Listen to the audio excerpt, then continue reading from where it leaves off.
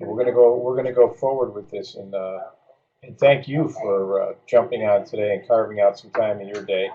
And hopefully this is informative for you as we enter the world of recovery housing. So my name is Ken Elegant. I'm a person in long-term recovery from alcohol and drugs since November 30th of 1988. So I'm an official crusty old-timer of almost 28 years come November. But we'll stay in today. We'll enjoy the moment as much as we can and talk about recovery housing. Um, Recovery housing is a private. You want to be a privately owned business, and that's what you want to be. You want to be a privately owned recovery home, and you're not under any guise of the state licensing or federal involvement, and under the Americans with Disabilities Act and the Fair Housing Agreement, which we'll talk about later. You can open most certainly a recovery house. I don't know if you have one currently, and I'm talking to Jacqueline because you're the only one on the webinar right now. We may get a couple latecomers, but right now you're the star pupil. So yeah, your recovery house residents come from many sources: treatment providers, Department of Corrections, psychiatrists, relatives, or others in recovery, which is a big one because as your business grows, your clients go to meetings, all types of meetings, 12-step, faith-based, whatever. They are actually advocates for your residents, and they could meet other people at meetings that may be seeking a place to live, and they could certainly let them know that you've got a bed or two available. So it's pretty good stuff. It's people helping people. The revenue comes from your residents, and you want to think about private pay because there really is no insurance out there that's going to pay for people staying in your home. So of course everyone needs to work, make the money, and be able to pay their rent. A recovery house is not a halfway house. A halfway house, as you probably know, is a real thing. That's Department of Corrections. But what we found out is that for many, many years, a halfway house name is kind of a household name when people call us looking for a recovery home. So we're trying to help folks change the lingo, if you will, call it a recovery home. You're not a hospital base or treatment center facility either. And usually there are no employees working for the recovery house. It's a unique business opportunity. You don't have to be in recovery per se to open a recovery house. We meet a lot of couples, moms and dads, who have lost a loved one, whether it be a child or a niece or nephew or grandchild, to the use and abuse of alcohol and drugs. And after a few years of grieving, they want to give back. They have a sense of giving back and commitment to helping the recovery community. So I get numerous calls throughout each year, folks asking me how they can help out, and they've got some property and they'd like to turn it into a recovery home. So we work with people in recovery and people not in recovery, and there's a lot of entrepreneurs also that have the real estate and the money to open a recovery home, and that's great. And we work with all types of generous people that truly want to help people in recovery. Of course, this takes significant time and effort on your part, but I tell folks it's a labor of love. If you're looking for just money, you're probably better off opening a coffee shop, and because you'll make a lot of money easier. Because it really is a labor of love. You've got 8 to 12 people living in a house that everyone brings different scenarios, different agendas to the home. And you have to know how to balance that. And the folks that we deal with is a level 2 of support. What is a level 2? A level 2, according to the NAR standards, National Alliance for Recovery Residences, level 2 is a live-in house manager, someone in recovery. If it's a men's home, of course it's going to be a gentleman in recovery who will oversee the daily operations of the house. Same thing for a woman's home. We don't recommend mixing houses. It's pretty slippery slope, especially for people early in recovery, very emotionally driven, emotionally charged. So it's great personal satisfaction, though. Once you see people making a transformation and getting stabilized and getting recovery, and they're really starting to feel good about themselves, or having 3 meals, or getting sleep, something new to a lot of folks in recovery. They start to feel good, and with all types of wraparound support, it really helps them. And it's really cool to witness the change. So again, it's a unique business opportunity. So let's talk about the pre-admission criteria. Let's say your house is ready, your phone's hooked up, and you're ready to go. So your manager or yourself may both want to be involved in the first few months of opening a new house, and that's great. So the first thing, let's say you're on the website, somebody's website. You can be on our website. It's findrecoveryhousing.com. We'll get into that a little bit later. So people see your name, they call Jacqueline, and and you would do a telephone interview first. So you might want to have some scripted questions to ask the caller, and to get the caller talking about their recovery. Try to stay away from yes or no questions. It's too easy to get off the hook for them. So you want to say, like, okay, Jimmy, tell me about your recovery, and just listen to what he's got to say, and what kind of meetings does he prefer, things like that, just to get him to talk about his recovery. And you'll know within 2 or 3 minutes if the person's really being straight up with you, or if they're just looking to dodge another bullet. It could be illegal pending issues, and so on. And then if that goes well, of course, you're going to schedule a face-to-face interview, you and your manager, and maybe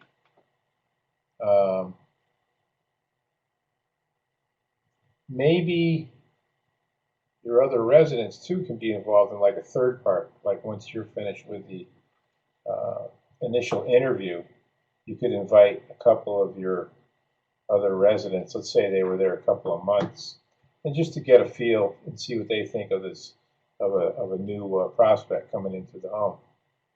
So the pre-screening interview allows you, the homeowner, to discuss the recovery core values and perspectives, and you set the tone for future relationships between yourself and the homeowner and the manager. And there is a formal admissions process. And based on the homeowner's personal values on maintaining recovery, this is about house rules now. Homeowner's reputation is directly affected by implementation of house rules. There's minimum standards, things like you don't have to have television in the bedrooms, flat screens on the wall. You don't have to do that, because what we're finding is there's a lot of isolation. So have one big giant screen in the living room, in the common area. That's a common area. Bathroom, living room, kitchen, common areas.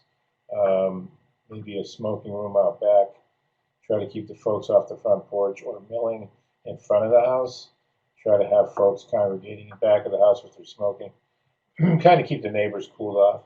There's a lot of good neighbor policy stuff that we talk about too, to try to help you and help let your neighbors know what you're doing, and keep everything pretty smooth.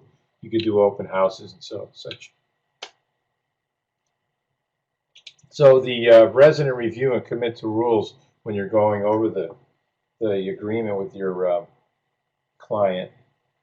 You want to make sure you get a commitment from them about house rules and how important it is, and they're going to sign off, of course, on the agreement, on your contract agreement, and make sure that you put in there, everything that you expect. No alcohol or drugs, no weapons, no disruptive behavior. Jackie, if you need I hope it's okay to call you Jackie, by the way. If you need oh, hi, Pete. We got a Pete on board. Welcome, Pete. My name is Ken, person in long-term recovery, myself. So if you need a mock contract agreement for your residents, you could email me at Ken, Ken, at ccar.us. That's Ken at ccar.us. And I'll send you guys a mock agreement, and you can punch holes in it, add, delete. Don't worry about plagiarism. There is none. So in your rule assessments, your home rule assessments should be done to ensure effectiveness.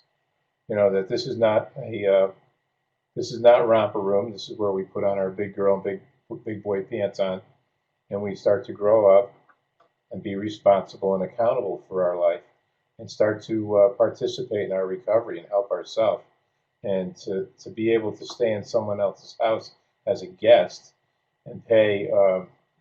What we're dealing with here is average rent is like $150 per week, and that does not include food. Keep in mind, C-Card does not own recovery houses. We do the oversight in Connecticut of recovery homes that are, since this past May, we started certifying homes with the NAR, using a NAR national standard. And it's a voluntary certification. It's not a mandate from the state of Connecticut. Not knowing where you folks are from, check to see if your state is a NAR, NARR affiliate. NAR is, again, the National Alliance for Recovery Residences. Okay, so let's talk some more about house rules, how it supports recovery. It's really important. And, you know, because the whole preface of Recovery Home is independent living, quote unquote, you know, independent living. So, you know, maybe my habits from years of drinking and drugging were not the best habits. So I'm going to learn now how to be responsible. Imagine that I have to be responsible and I have to pay my rent on time. And that's what we're doing. You're going to support that. So with the first bullet here, it's establish a pattern of personal and financial responsibility. If your agreement in your house is to pay rent by 6 p.m. every Friday night, then that needs to be the message, and it needs to be clear and plain as day. It's not Saturday morning at 9 o'clock. It's Friday at 6 p.m. Just an example. And what you're doing is helping folks to establish responsibility and accountability. You're creating a supportive peer environment. So once the house gets gelling and gets a routine, and the men or the women in the home start to become friends and kind of buddy up, they have similar interests. But it's all around recovery, all kinds of recovery. And the manager's going to have a big role in orchestrating that with plenty of ideas, making sure people are getting to their meetings. They can go as a group, whatever. But it's all around recovery. That's the whole preface of this. Reward system for privileges. I'll give you a good example.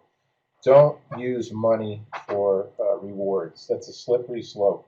What we're saying here is you may have a double room, and you may have a client that's been there for a year, and they would certainly like a single room, and you have one or two single rooms in your house. Well, you can tell that that client that's been, you know, playing by the rules for a year, that you will have a single room coming up in a month or two, and you could offer it to them. Now, usually single rooms are a few more dollars a month, but that's totally up to you. And I'm sure that person will be grateful for having their room, their single room. What we're seeing is in the last few years, the average length of stay in a recovery home is about 18 months. It depends. It's case by case. I've met folks that have been 5 to 7 years in a recovery home. Some of those are managers of the home. And you know, so you're developing a family atmosphere and team approach. Again, the manager and yourself can play a big role in that. You're bringing a lot of goodness, a lot of ideas. There's tons of stuff about all types of recovery, multiple pathways of recovery. That's what CCAR, by the way, we stand beside, and we foster multiple pathways of recovery. So there's a lot of stuff that you can look into to support your home, for plenty to do. And the last one is protect safety of residents. Safety is number one. Fire safety, making sure folks are accounted for when the sun goes down, so to speak, like a bed count. And just make sure everybody's tucked in. You may have a second or third shifter that's got a really good job and has had the job for years. If it's a case by case, we certainly don't want them to lose their job and are getting health benefits and decent pay. So you could work with that person. The manager could work with them, not to drug screen them every shift that they come in at 2 a.m. But because again, this is about independent living. But the drug screening is usually what we call on demand. If you think there's a need, and your other advocates, your residents, are going to be your advocates for that. If they think that someone's getting high or drinking, they're going to let you know, and that would call for a on-demand drug screen. So keep that in mind. So let's continue with the House rule of minimums. Regular attendance at 12-step or faith-based or other recovery programs. I'm sure you've heard of other recovery programs.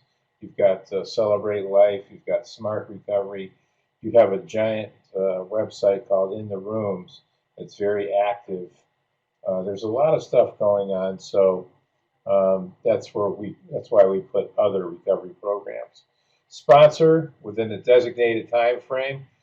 As I do the trainings each year, what I'm finding that is a lot of the homeowners and managers think that a good number is 30 days. If they don't have a sponsor when they move in to your home, try to get a sponsor within 30 days. And if they don't, well, the manager might talk to the person and say, what's the problem? And today, what we're seeing is recovery coaching.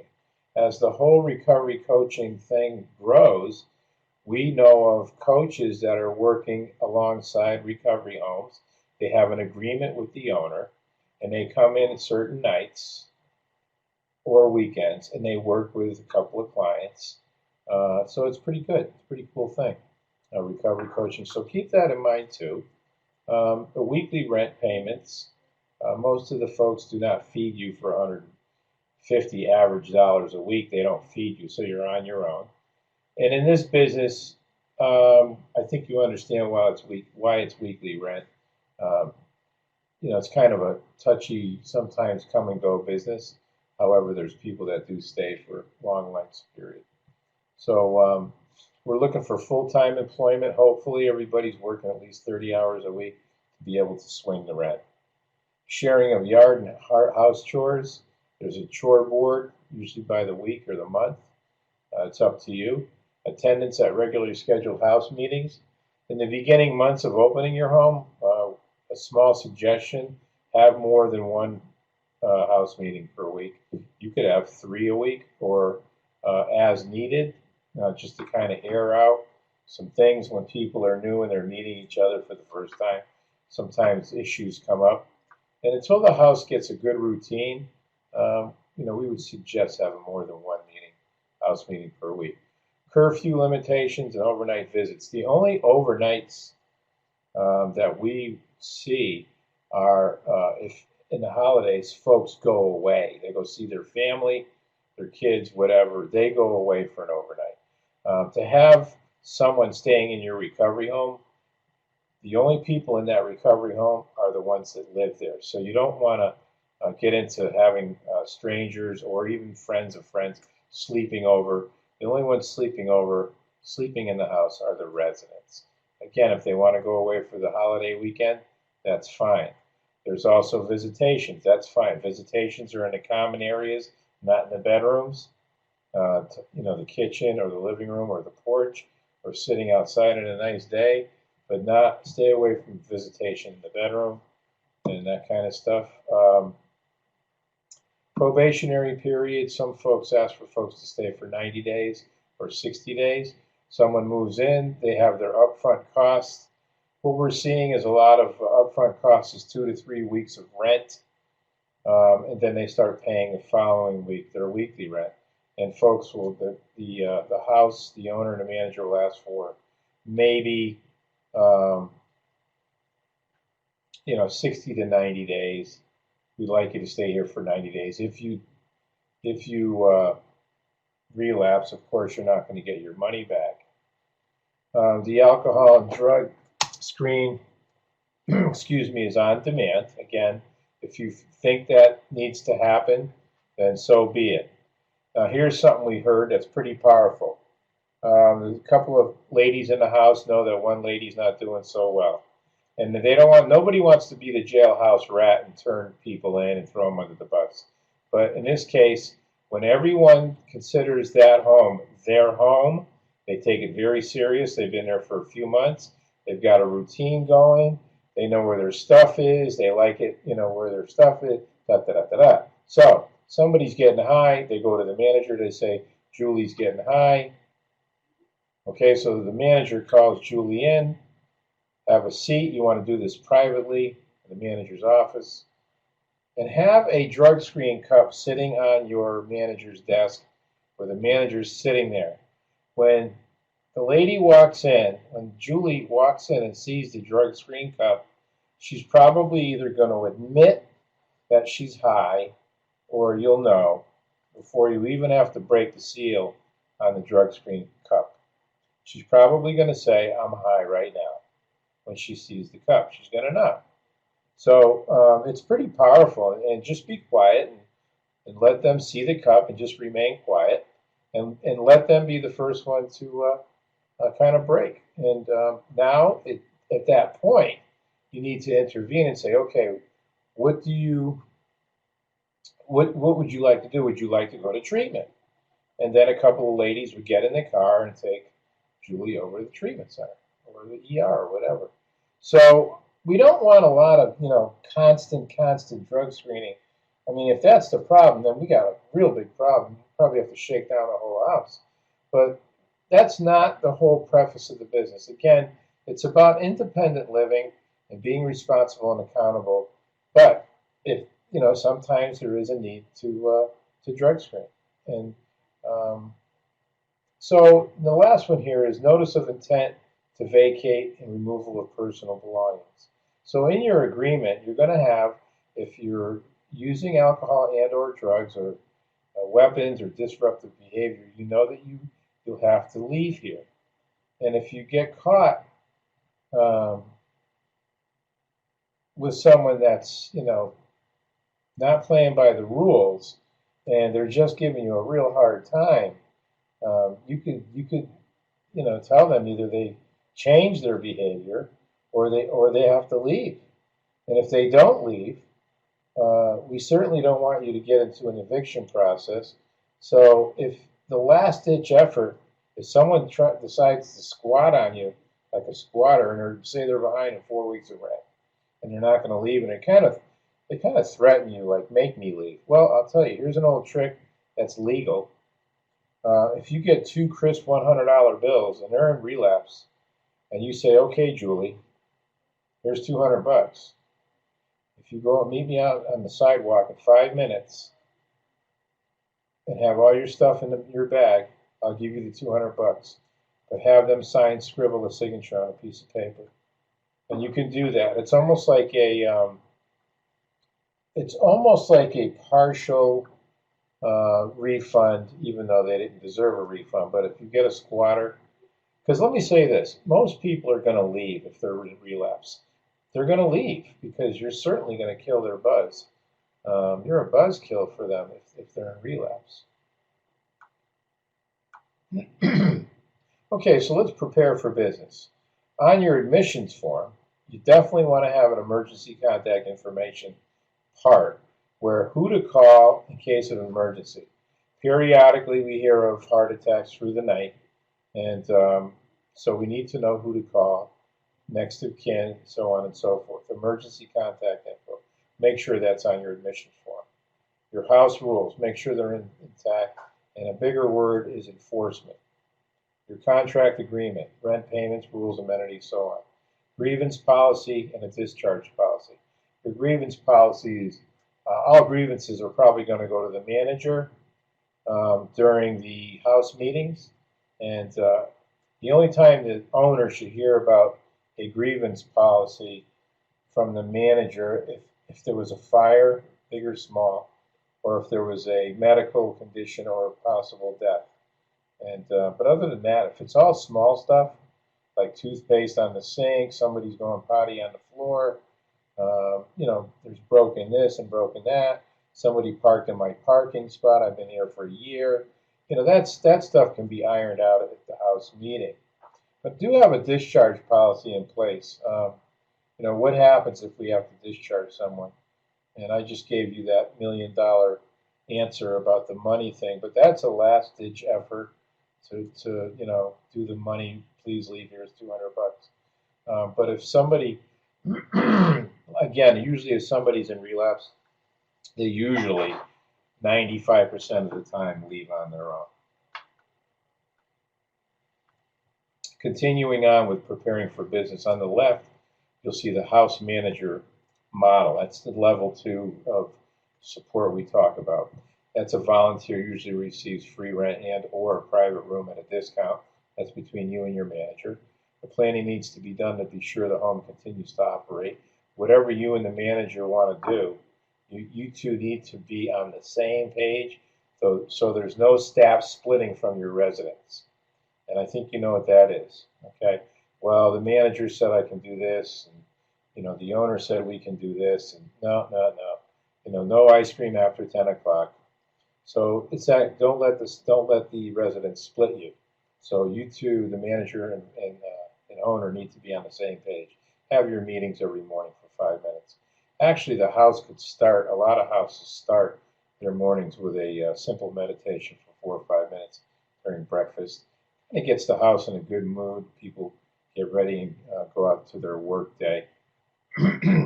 You assist the owner in maintaining safe recovery environment, usually in recovery, multiple years, 2 to 3 years, a manager with good recovery. You could find somebody retired that has 20 years that wants to manage your house. God bless you. They're out there. People are out there looking for that kind of management role to oversee your house. The manager acts as a role model and mentor to the residents. And the manager also follows all house rules, including maintaining full-time employment, his or herself. On the right is our friends at Oxford, democratically run. The residents run the business. Oxford House is approaching over 1,700 homes in the United States. And it's like, God bless them, they're doing it. Again, if they need toner for the copier, they pay for it, and somehow they submit to corporate office and they get their money back. But the Oxford House model is democratically run. Pretty interesting. Let's talk about noncompliance and eviction. I might have just covered that, but there should be consequence for breaking the rules, and the residents learn responsibility for their own behavior. Again, it's time to grow up, be responsible and accountable. Consequences are usually on a case-by-case basis, except for severe infractions that may result in immediate eviction. If there's privileges, you could remove them or have them do the same chore for another 2 weeks until they kind of change their attitude, and work with them, talk with them. See if you can get to the root of the problem and what's going on, and let them help themselves so you're not spinning in their world. They need to get help, either by their outside sponsor, their recovery coach, another person in recovery.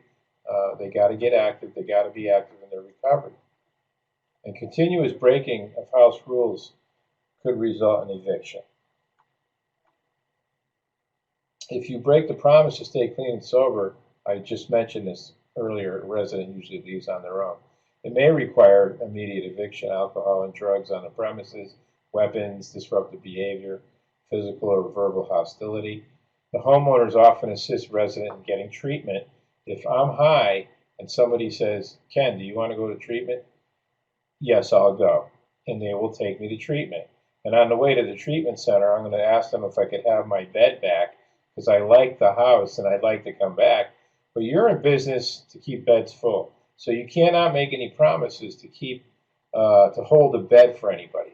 So you could tell me on the way over to treatment, say, look, go do your 21, 28-day treatment program. Call us prior to getting out. We'll see if we have a bed, because you're in a business and you need to keep your beds full. You got to pay your bills. So it's nice that I love your home and I relapse and I can't stay, but you cannot save beds. That's no dollars. No dollars. And you got to pay your bills. Now, a difficult eviction, change locks. Let me say this. You don't have to change the whole metal lock. What we've got now is these keypad locks. And if you have to change the keypad code, that's a lot easier than changing the locks. So if you haven't already and you're thinking about locks, invest in the keypad locks. It's much easier to change the code than it is to have a carpenter come in and change all the doorknobs and all that. Moving out all the furniture from the room, don't worry about that. I should take that out. That's an old slide. And the homeowner should have a strategy in place to deal with difficult evictions. We just talked about that.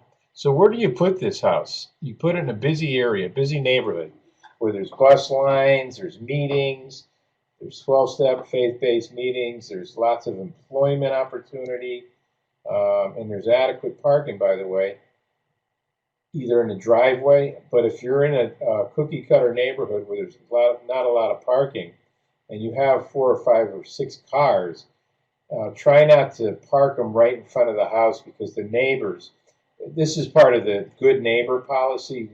We're kind of like the guests in the street. So on the street, the recovery home.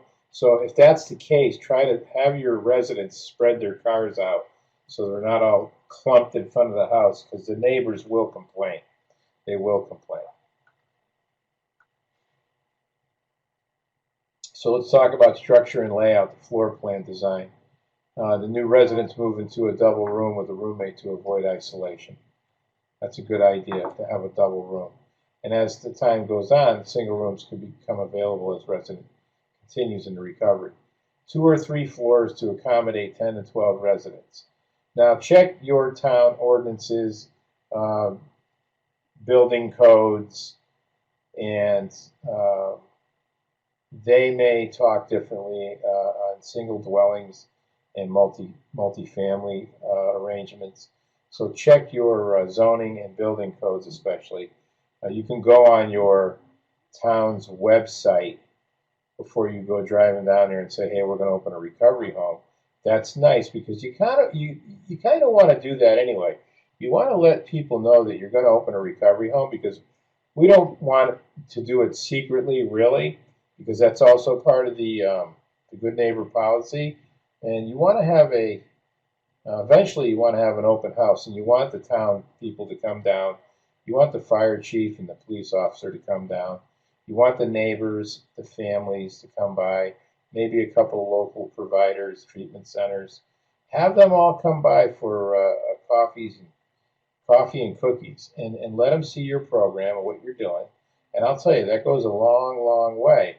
What we're finding is when people just kind of appear with a recovery home and nobody knew about it, there seems to be angst amongst the neighbors, and then somebody drops a dime at City Hall. City Hall sends somebody out and goes, what is this? And sometimes, God bless them, but the towns in each state are not recovery educated. I don't want to say they're not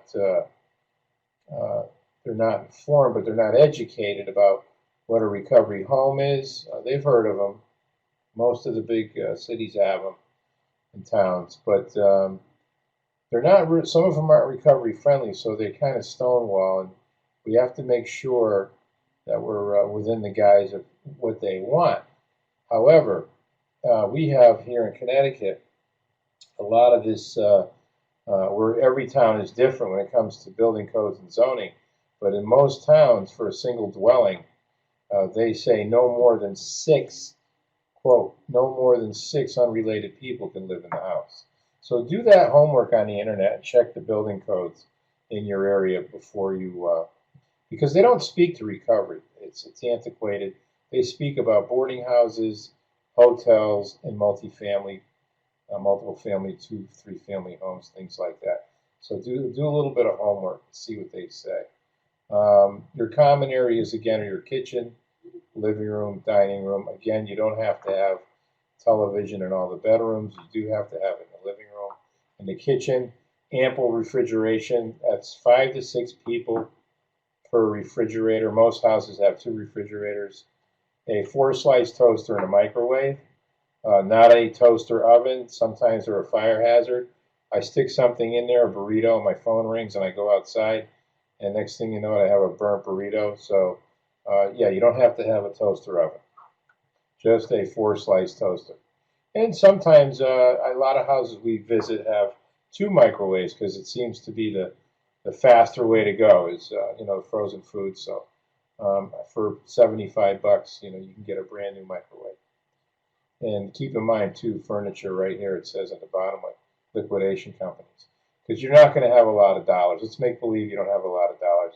You don't want to be pulling $500,000 loans to open this house. Okay.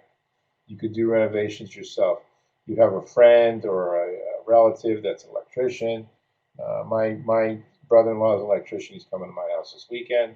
I got some work for him, but that's just my personal. But you may need a CPA, somebody in the family, or a lawyer, things like that. So try not to spend too much money on renovations. Not. We don't want you. I mean, but the last ditch effort, if it didn't work out 2 years from now, you could always rent the house out and get out of the recovery housing business. But I know you don't want to do that yet. So the time to purchase is prior to winter because the winter we know is your highest occupancy rate. Excuse me. So if you can get that started now, it's almost October 1, depending where you live. You could probably be ready before Christmas. Some of you may be ready now. And allow time, though, to prepare the home. You have to get a manager, and that may take time. Someone to run your home, someone in recovery that speaks the same language. So that all takes a little while. So your marketing strategy, you're developing community contacts, rehab facilities, treatment centers, detox units, halfway houses, hospitals, church groups, state agencies that deal with people on parole or incarcerated or homeless. So when you make your little brochure of your home, you want to have, inexpensive, again, do it yourself, and drop these brochures off, see if you can get a contact person, and visit them every quarter, like once a quarter. Go by again and make sure they have your contact and try to build some rapport with them. And maybe you'll hit one or two facilities that it'll be a really good referral stream for you and keep helping you keep your beds filled. And you'll be on our website or your website. There's going to be plenty of exposure. Word of mouth is a big one again. Like your clients going to all kinds of meetings. That'll be great. They can tell other people that there's room in their house if somebody needs a bed. You can create your own website. And I said this earlier, check to see if your state is NAR affiliate, National Alliance for Recovery Residences. So some of your friends here are the Americans with Disabilities Act, the ADA, the Fair Housing Amendment, and the HHS, Health and Human Services. They have a great article about people in recovery have rights. Do check that out. And if you're getting a lot of NIMBYism, not in my backyard, and they're trying to stonewall you and preventing you from opening your recovery house, do give us a call. And you want to avoid, by the way, discrimination issues. I put this in here because it seems to come up every decade where somebody in the doing an intake, like the manager's doing a new intake coming in the house, and you have to make sure you're asking the same questions. So the simplest way to do that is to make a 1 or 2 page application so the manager and maybe the owner are asking the same questions to everyone, and it'll keep you away from any discrimination issues. So questions asked of one applicant should be asked of all applicants. Zoning considerations. Make sure you're ready to go. Are you a single family? Are you a multifamily? You're not a boarding house. You're a recovery home, and a recovery home is a family. That's what we're trying to educate to the world and to the towns and the city clerks and the town clerks. Accurate zoning determination should be done prior to purchase. So again, you can get on City Hall's website and search around for building codes and zoning. Make sure you're good with the fire codes. ample smoke alarms. And the new ones now have, I think, a lithium-ion batteries. You can get hardwired with a battery backup. You might even need some carbon alarms. Do have a couple of those. They're about 1.5 feet tall, red fire extinguisher.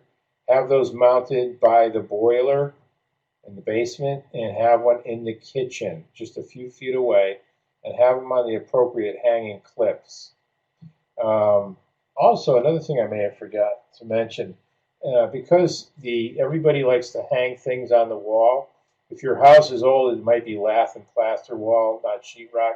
Regardless, a good investment is to have cork boards. They're pretty cheap at your local dollar store, and put those on the wall and over everybody's bed or whatever, and let your residents know, this is for you, and then give them a handful of push tacks, put them on the board, because they got pictures of family and or whatever, and they want to punch holes. And I see walls that look like buckshot hit them, and there's a lot of repair damage. So cork boards will save you a lot of repair. Okay, next slide.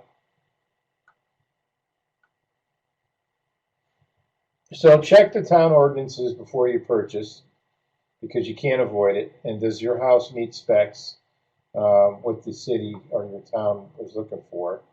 If there's any special restrictions or licenses required, health and safety, housing codes, etc., parking regs.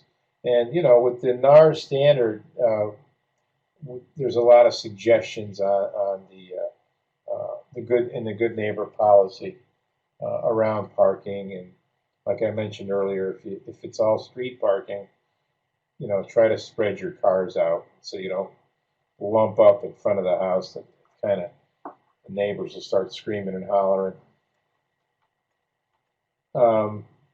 If you have a friend again that's in the business, also have like a lawyer, have them look over your stuff before you launch your business. Most folks sign up as a LLC, limited liability, and yesterday's training I did, there were 2 nonprofits in the audience, and they're waiting for their 501c3 status, and the others are going to be an LLC. You don't want to be a sole proprietorship, because everything you own will be connected to that.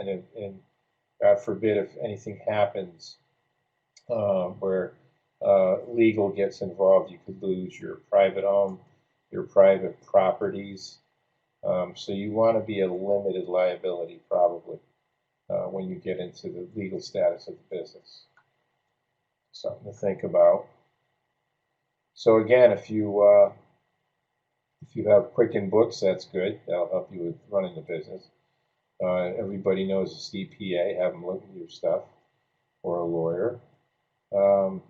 And then if you ever need a referral to someone who, attorneys that strictly do recovery housing, we can offer that through the association with NAR. And ask other homeowners too for referrals to professionals. Another thing I thought of as we talk about doing really cool things in the house and out of the house. If you have folks coming in doing wellness stuff like a meditation group, or a licensed massage therapist, or counselors coming in and doing PTSD training, any kind of educational stuff. And not only folks coming into your home, outsiders, to train, but if you have a van or a big car and you're taking people to meetings, do call your insurance agent and tell them that, periodically we have people coming in doing trainings, and periodically we have I bought an old Chevy van, and I'm taking 12 women or 12 men to the local AA and NA meetings and faith-based meetings. Make sure, underline, make sure that you have extra insurance to cover that. Something just happened a while back and it got pretty ugly.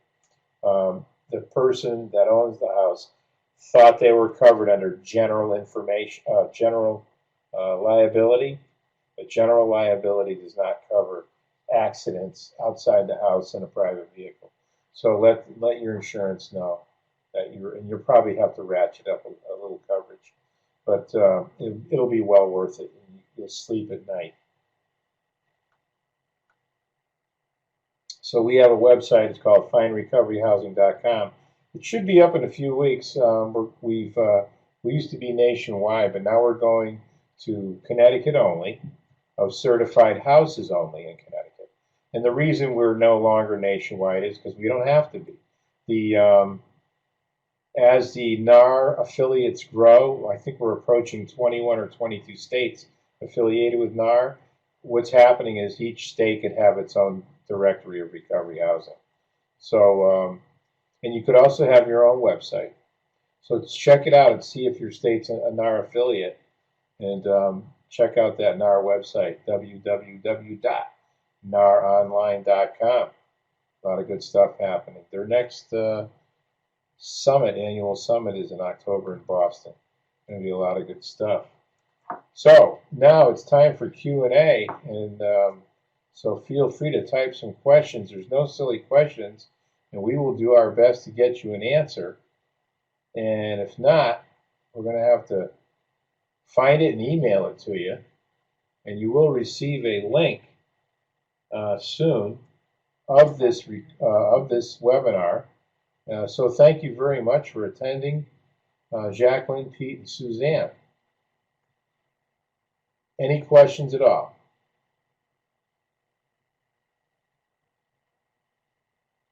Feel free to type away.